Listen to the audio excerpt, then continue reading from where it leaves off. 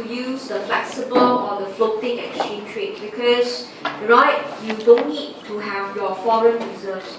You just let it increase or decrease. Okay, so I'll skip this page, you can read up.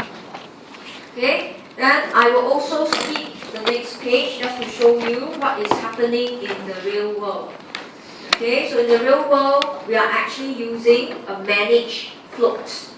Countries see the benefit of flexible. They also see the benefits of managed or benefits of fixed exchange rate. So they combine the two. Right? They call it the managed float. So Singapore uses the managed float. We have a band. We have the top and the bottom band. That is fixed. Within it, you are allowed to fluctuate. That's flexible. Okay? So I leave it to you to read through the exchange rate evolution. So most countries started as fixed, but they became poorer and poorer because they have to keep buying their currency. They run out of money. So from there, they start to move to flexible. Right? But in the crisis, they saw that flexible wasn't too ideal. They switched to managed float. Okay? So these are the economic history you can read up. Okay? But now let's turn to page 6. This is a very important concept. So just now we were looking at nominal exchange rate. Right? We are asking that if I have 1 Singapore dollar, how many US dollar I can get? That is nominal. But by telling you you can get 0.48 US dollar is meaningless. We are more interested in our ability to buy foreign goods. Telling me 0.48 is no use, but if you tell me, right, the goods in US cost me 40 cents, then I know if I get 0.48 US dollar, I can afford. So therefore, right, the study of exchange rate must consider prices of goods. Right, so in this case, if we were to include the prices of goods, this concept is known as the real exchange rate. So it's written as your nominal exchange rate times your local price divided by your foreign price.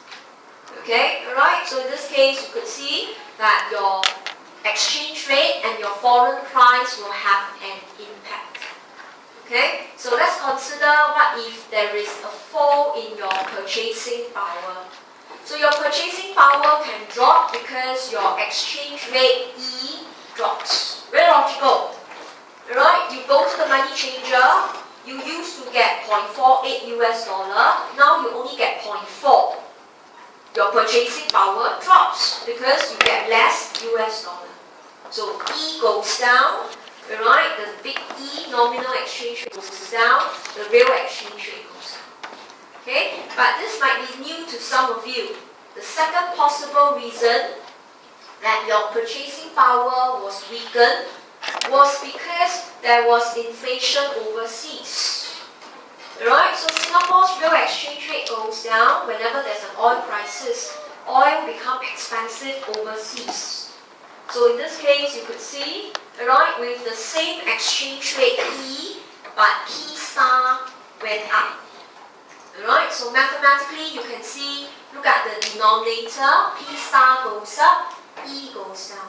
But conceptually, it just means, right, your purchasing power is weakened. So we actually discussed real versus nominal exchange rate. So real exchange rate is a better discussion because it will reflect purchasing power, not just how much foreign dollars you get, but how much foreign goods you can buy. Okay, right? Now the third possible cause, of course, is to discuss P, the numerator P, which is our local price. Okay, but remember, we are doing ISLM. If we are doing ISLM of Singapore economy, local price should be fixed.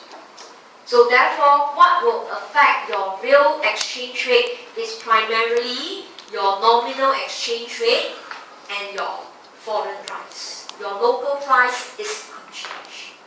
Okay? So, between real and nominal, which one should you use in the exam? Right? So in the exam, it is more precise to discuss real exchange rate.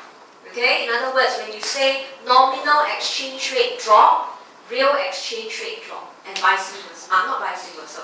And when nominal exchange rate goes up, real exchange rate goes up. So we tend to use the small letter E and not the big letter E. Okay, right? So when we talk about exchange rate, not only we see nominal terms, we also discuss real terms. Okay, so with that, let's move on to the next segment. This is very basic concepts, right? Telling you about export-import. So after we have discussed exchange rate, the next thing in open economy is to know the trade. You sell goods to others, right? So this is known as export. And your export is dependable on foreign income Y star and your real exchange rate B. So your foreign income must have a positive effect on your exports because the foreign income will affect their purchasing power. Okay? Then real exchange rate should be negative. Okay? Right? So let's look at this analysis.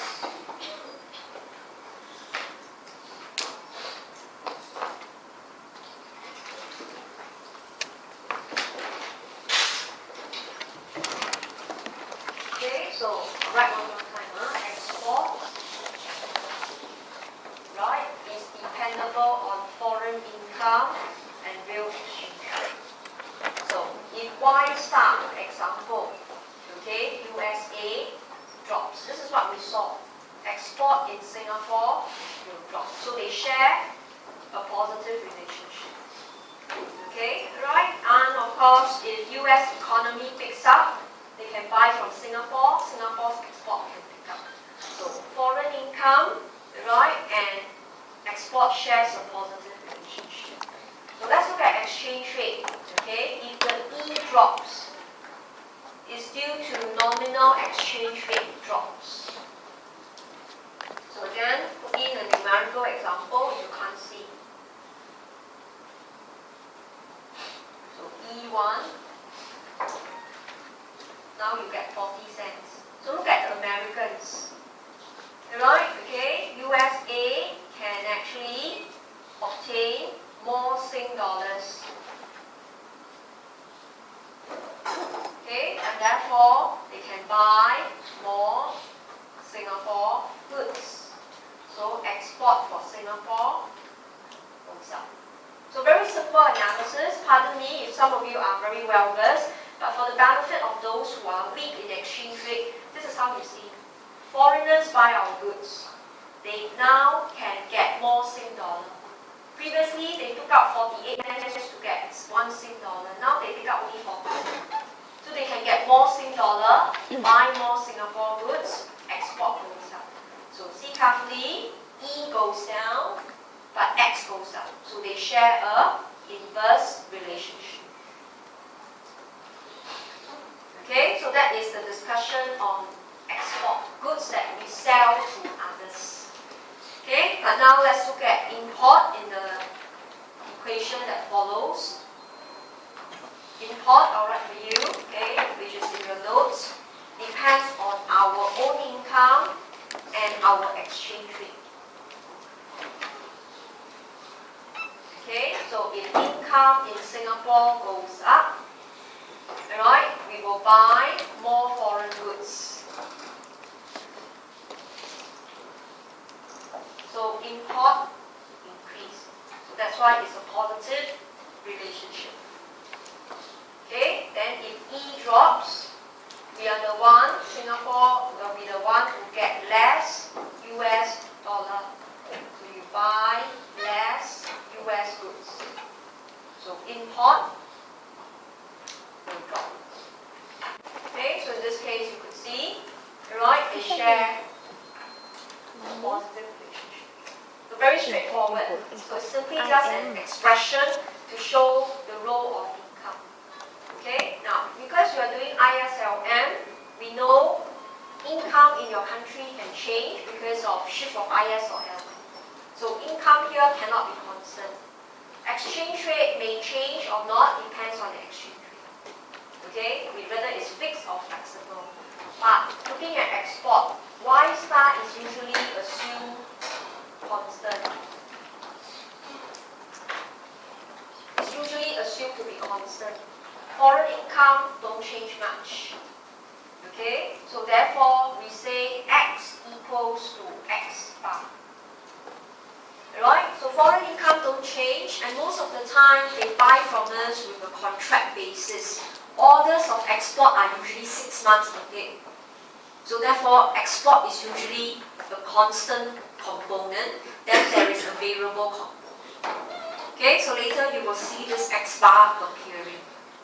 Okay, then import depends on our own income and our exchange rate. But there is certain level of import that must be fixed, like Singapore. We definitely must import raw water from Malaysia. We definitely must import natural gas from Indonesia. So that import is independent of income and exchange rate. And that is called fixed or autonomous import.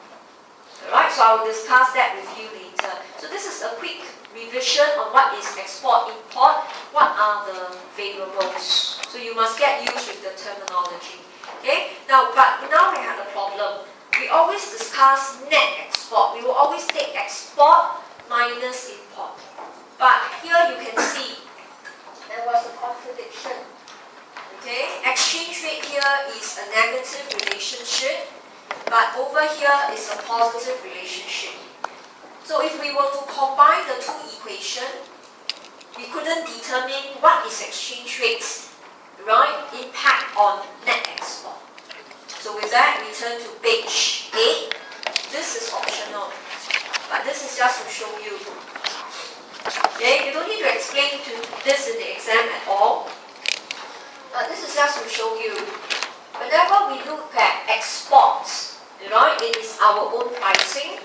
So we don't need to do a conversion. But when we look at imports, whether you go all the way to Malaysia or you buy online, all the prices are already in foreign dollars. Either it's in the Malaysian ringgit or it's in this US dollar. That is actually P star. Right? So that actually tells us we can rewrite the function that the value of import is quantity times price. Right? And the price is P star, which means that if I put it back to the real exchange rate function, P star and real exchange rate shares the inverse relationship.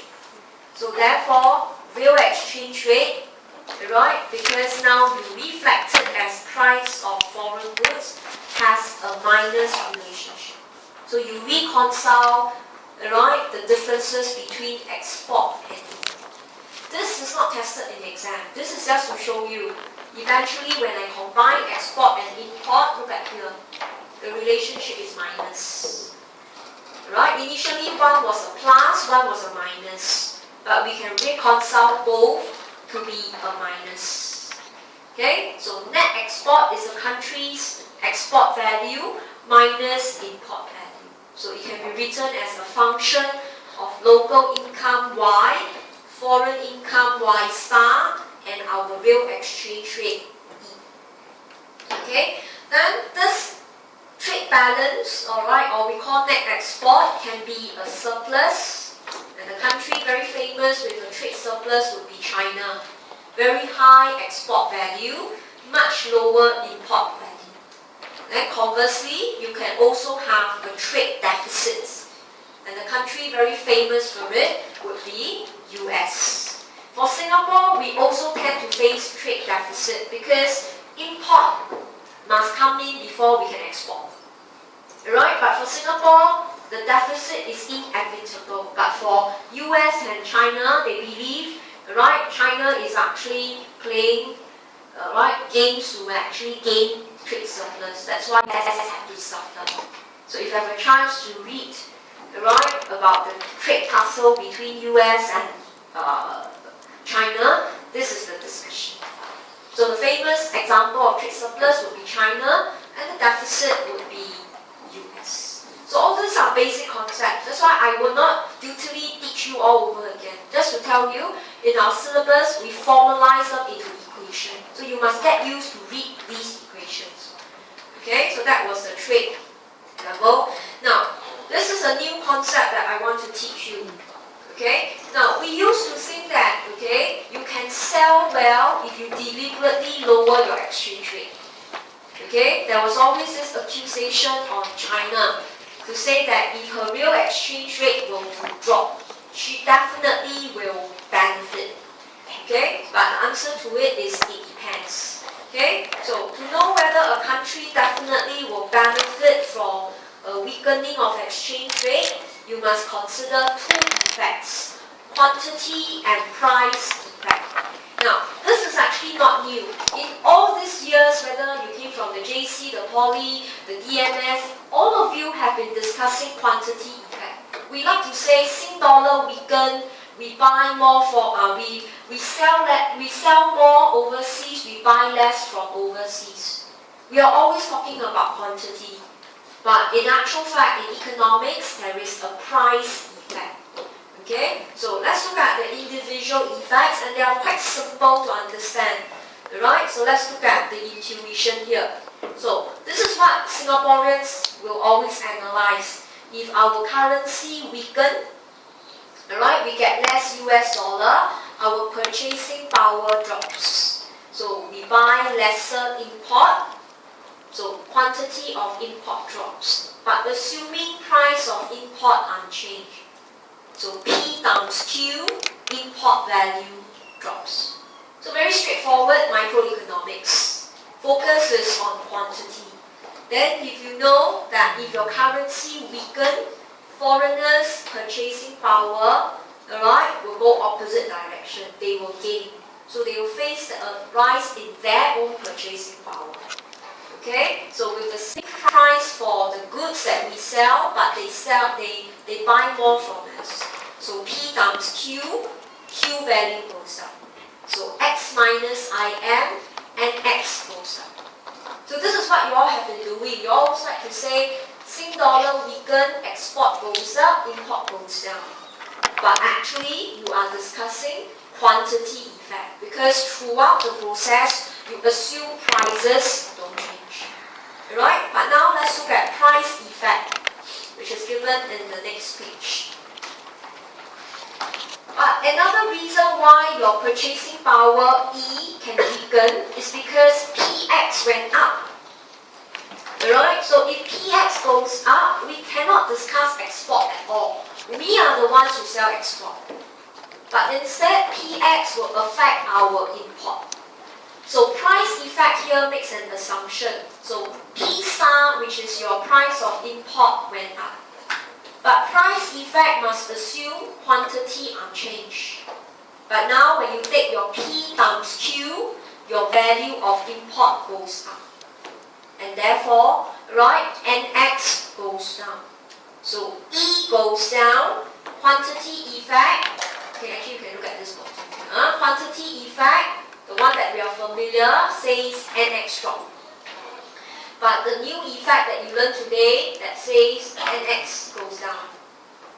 So a weakening of your real exchange rate, what is the impact on your trade balance? Is it go up or go down? Alright, we have to combine the two effects, and this is the main discussion in page 11. This is not difficult, it's totally microeconomics, so that's why I don't want to overteach. So which effect will dominate? We have to ask ourselves, where are we in the economy? If we are in the short run, okay, we don't have substitutes. That's why the concept is called demand is price inelastic. We couldn't find substitutes, meaning to say prices are locked. We have to continue to buy. So in this case, in the short run, okay, price effect is stronger than quantity effect. Alright, okay? Because in this case, telling us with no available substitutes, quantity is locked. Prices will have a domineering effect. So in the short run, when your currency weakens, your NX should drop. Okay? However, when we are in the medium run, some of you are aware, this is Marshall Lerner's condition. Marshall Lerner says, in the medium run, demand is more price elastic. You manage to find substitutes. So you are not dependable on price. You can react by quantity. So quantity effect is stronger. So in this case, quantity effect says your QE is when NX rises. So only in the medium run, NX rise.